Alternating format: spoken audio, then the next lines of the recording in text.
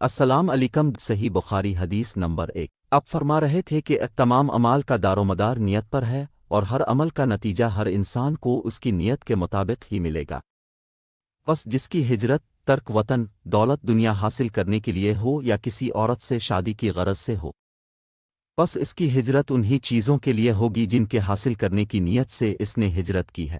بخاری حدیث نمبر 2 ایک شخص حارث بن حشام نامی نے حضرت سے سوال کیا تھا کہ حضور اب پر وحی کیسے نازل ہوتی ہے؟ آپ نے فرمایا کہ وحی نازل ہوتے وقت کبھی مجھ کو گھنٹی کی سی آواز محسوس ہوتی ہے اور وحی کی یہ کیفیت مجھ پر بہت شاک گزرتی ہے۔ جب یہ کیفیت ختم ہوتی ہے تو میرے دل و دماغ پر اس فرشتے کے ذریعے نازل شدہ وحی محفوظ ہو جاتی ہے، اور کسی وقت ایسا ہوتا ہے کہ فرشتہ بشکل انسان میرے پاس آتا ہے اور مجھ سے کلام کرتا ہے، پس میں اس کا کہا ہوا یاد رکھ لیتا ہوں۔ حضرت عائشہ رضی اللہ عنہا کا بیان ہے کہ میں نے سخت کڑاکے کی سردی میں حضرت کو دیکھا ہے کہ اب پر وحی نازل ہوئی، اور جب اس کا سلسلہ موقوف ہوا تو آپ کی پیشانی پسینے سے شرابور تھی۔ صحیح بخاری حدیث نمبر 3 حضرت پر وحی کا ابتدائی دور اچھے سچے پاکیزہ خوابوں سے شروع ہوا۔ اب خواب میں جو کچھ دیکھتے وہ صبح کی روشنی کی طرح صحیح اور سچا ثابت ہوتا۔ پھر من جانب قدرت اب تنہائی پسند ہو گئے اور اپنے غار ہرا میں خلوت نشینی اختیار فرمائی، اور کئی دن اور رات وہاں مسلسل عبادت اور یاد الہی و ذکر و فکر میں مشغول رہتے۔ جب تک گھر آنے کو دل نہ چاہتا توشہ ہمراہ لیے ہوئے وہاں رہتے۔ توشہ ختم ہونے پر ہی اہلیہ محترمہ حضرت خدیجہ رضی اللہ عنہا کے پاس تشریف لاتے اور کچھ توشہ ہمراہ لے کر پھر وہاں جا کر خلوت گزیں ہو جاتے۔ یہی طریقہ جاری رہا یہاں تک کہ اب پر حق منکشف ہو گیا اور اب غار ہراہی میں قیام پذیر تھے کہ اچانک حضرت جبریل علیہ السلام آپ کے پاس حاضر ہوئے اور کہنے لگے کہ اے محمد پڑھو۔ اب فرماتے ہیں کہ میں نے کہا کہ میں پڑھنا نہیں جانتا۔ اب فرماتے ہیں کہ فرشتے نے مجھے پکڑ کر اتنے زور سے بھینچا کہ میری طاقت جواب دے گئی، پھر مجھے چھوڑ کر کہا کہ پڑھو۔ میں نے پھر وہی جواب دیا کہ میں پڑھا ہوا نہیں ہوں۔ اس فرشتے نے مجھ کو نہایت ہی زور سے بھینچا کہ مجھ کو سخت تکلیف محسوس ہوئی، پھر اس نے کہا کہ پڑھ۔ میں نے کہا کہ میں پڑھا ہوا نہیں ہوں۔ فرشتے نے تیسری بار مجھ کو پکڑا اور تیسری مرتبہ پھر مجھ کو بھینچا، پھر مجھے چھوڑ دیا اور کہنے لگا کہ پڑھو اپنے رب کے نام کی مدد سے جس نے پیدا کیا اور انسان کو خون کی پھٹکی سے بنایا، پڑھو اور آپ کا رب بہت ہی مہربانیاں کرنے والا ہے۔ پس یہی آیتیں اب حضرت جبریل علیہ السلام سے سن کر اس حال میں غار ہرا سے واپس ہوئے کہ آپ کا دل اس انوکھے واقعہ سے کانپ رہا تھا۔ اب حضرت خدیجہ کے ہاں تشریف لائے اور فرمایا کہ مجھے کمبل اوڑھا دو، مجھے کمبل اوڑھا دو۔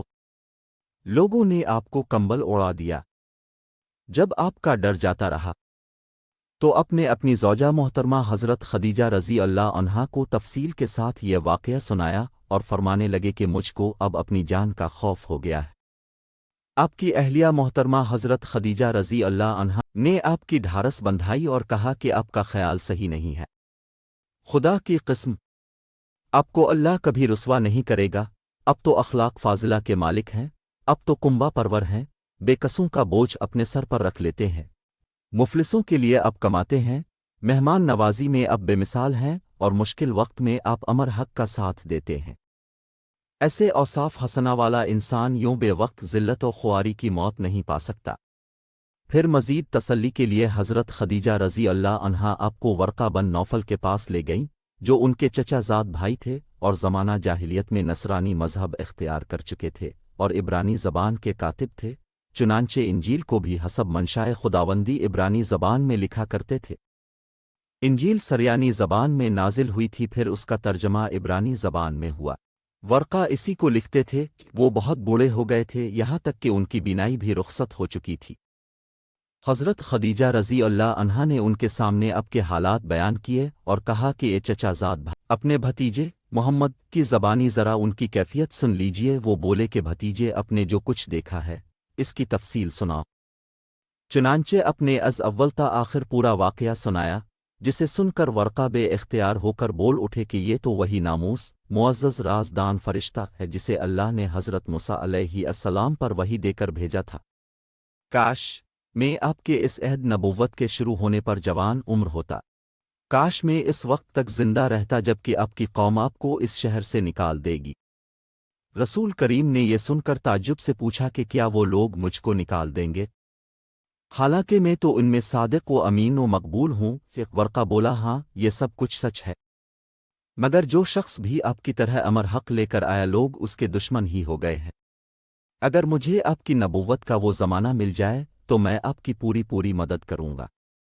مگر ورقہ کچھ دنوں کے بعد انتقال کر گئے۔ پھر کچھ عرصہ تک وحی کی آمد موقوف رہی۔ دیکھنے کے لیے شکریہ۔ مزید احادیث کے لیے چینل سبسکرائب کر بڑھیے۔ شکریہ۔